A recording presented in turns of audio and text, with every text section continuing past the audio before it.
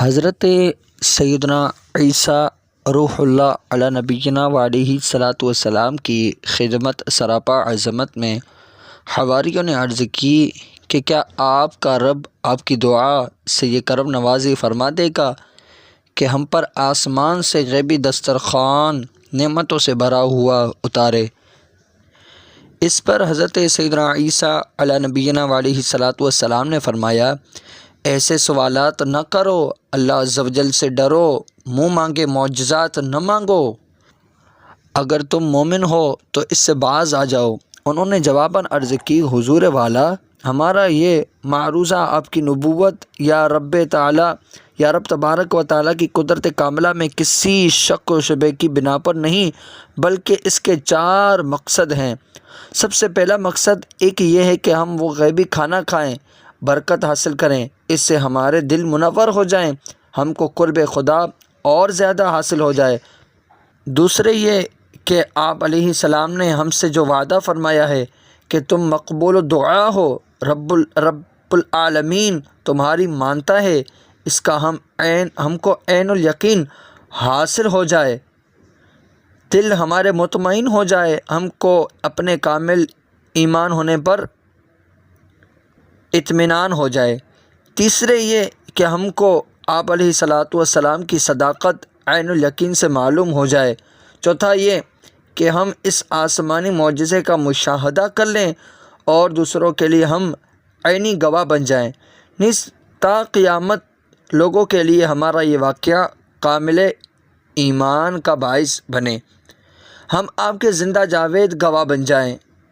حضرت سیدنا سلمان فارسی و عبداللہ ابن عباس و جمہور مفسرین رضی اللہ تعالیٰ علیہم اجمعین کا قول یہ ہے کہ جب حواریوں نے عیسیٰ علیہ الصلاۃ والسلام کو ہر طرح کا اطمینان دلایا کہ ہم یہ خوان محض شوق یا تفریح کے لیے نہیں مانگتے، اس میں ہمارے دینی مقاصد ہیں، تب حضرت عیسیٰ علیہ الصلاۃ والسلام نے ٹاٹ کا لباس پہنا اور دعا کی۔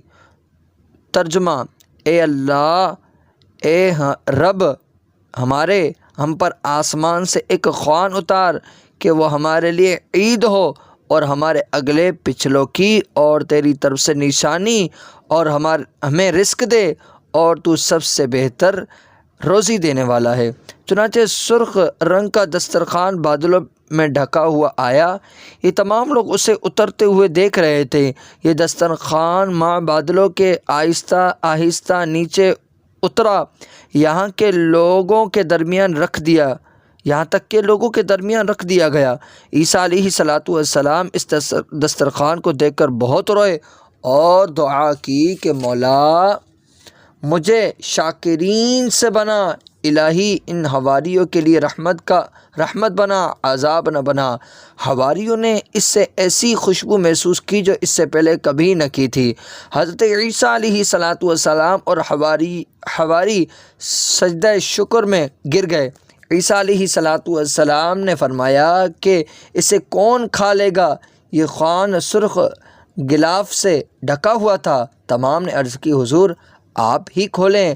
چنانچہ حضرت عیسیٰ علیہ الصلاۃ والسلام نے تازہ وضو کیا، نوافل پڑھے، دیر تک دعائیں مانگی، پھر دسترخوان سے غلاف ہٹایا۔ اس میں سے یہ چیز تھی: 7 مچھلیاں، 7 روٹیاں۔ ان مچھلیوں پر سینے نہ تھے، اندر کا کانٹا نہ تھا، اس سے روغن ٹپک رہا تھا۔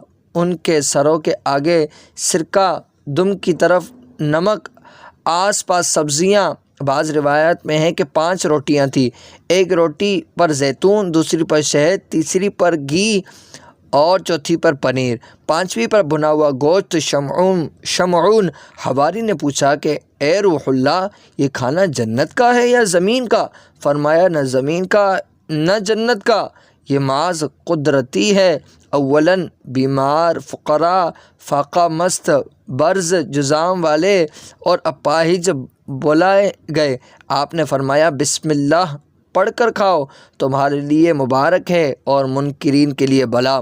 پھر دوسرے لوگوں سے یہی فرمایا۔ چنانچہ پہلے دن 7300 آدمیوں نے کھایا، پھر وہ خوان اٹھا، لوگ دیکھتے رہے اڑتا ہوا ان کی نگاہوں سے غائب ہو گیا۔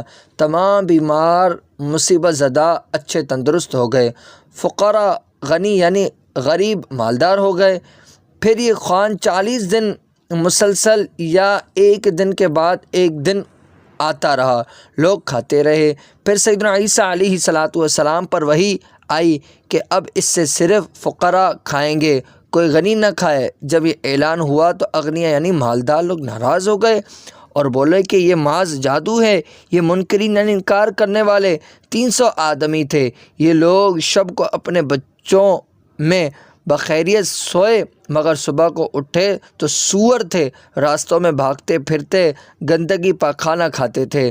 جب لوگوں نے ان کا یہ حال دیکھا تو عیسیٰ علیہ السلام کے پاس بھاگے گئے اور بہت روئے۔ یہ سور بھی آپ کے گرد جمع ہو گئے اور روتے تھے۔ حضرت عیسیٰ علیہ السلام انہیں نام بنام پکارتے تھے، یہ جواب میں سر ہلاتے مگر بول نہ سکتے تھے۔ 3 دن نہایت ذلت و خواری سے جیے، چوتھے دن سب کے سب ہلاک ہو گئے اور ان میں کوئی عورت یا بچہ نہ تھا، سب مرد تھے۔ جتنی قومیں دنیا میں مسخ کی گئی وہ ہلاک کر دی گئی، ان کی نسل نہ چلی، یہ قانون قدرت ہے۔ ترمذی شریف کی حدیث میں ہے، نبی پاک صلی اللہ علیہ وآلہ وسلم کا ارشاد عبرت بنیاد ہے۔ آسمان سے روٹی اور گوشت کا خوان نازل کیا گیا اور حکم دیا گیا کہ نہ خیانت کریں نہ دوسرے دن کے لیے بچا کر رکھیں، پس انہوں نے خیانت کی اور دوسرے دن کے لیے جمع بھی کیا تو انہیں بندر اور خنزیر کی شکل کر دیا گیا۔ ان لوگوں کو تاکید کی گئی تھی کہ اس دسترخوان میں سے کل کے لیے بچا کر چھپا کر نہ رکھیں۔ بعض لوگوں نے کل کے لیے بچایا وہ سور بنا دیے گئے۔ حضرت سیدنا عبداللہ بن عمر رضی اللہ تعالی عنہم کا فرمان عبرت نشان ہے کہ قیامت میں سخت عذاب دسترخوان والے عیسائیوں اور فرعونی لوگوں اور منافقوں کو ہوگا۔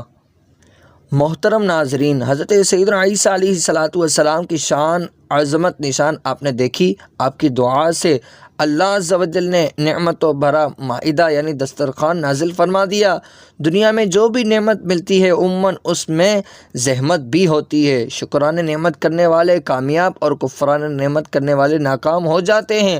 نعمتوں کی فراوانیوں کو دیکھ کر نافرمانیوں پر اتر آنے والے انجام کا ذلیل و خوار ہوتے ہیں، جیسا کہ اس قرآنی حکایت سے معلوم ہوا کہ 300 نافرمان سور یعنی خنزیر کی شکل میں منتقل ہو گئے اور 3 دن تک در بدر کی ٹھوکریں کھاتے پھرتے اور چوتھے دن ذلت کے ساتھ موت کے گھاٹ اتار دیے گئے۔